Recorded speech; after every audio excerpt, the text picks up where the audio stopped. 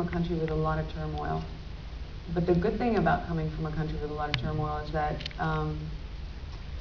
you know, and I think this is what happened in America with 9/11, is that America has been kind of living this really comfortable life for a really, really long time, and its people had kind of forgotten the history and what had been done in the past. And so when that attack happened, it was, I know for a fact that my friends from my generation in America were very lost in the history of what had happened prior to this attack on September 9/11.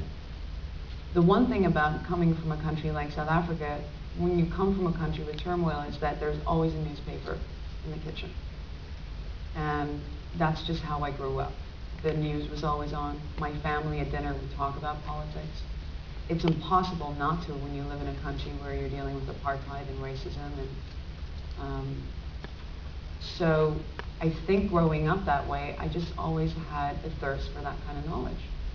And I was really shocked when I came to America and I realized that my friends weren't really reading the newspaper, and they were watching what I think unfortunately most people watch, which is propaganda news, and to really kind of search out the news outlets that actually give you the truth, and also just internationally. I think, you know, we don't really get the truth about a lot of countries, and Cuba is definitely one of them.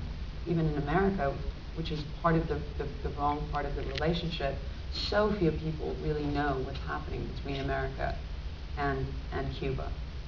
So I'm fascinated by politics, and I think anybody who's not is in trouble, because we're living in a time right now where we need to know what's going on. Otherwise, it's going to get really bad. And I think knowledge in that department is always good, because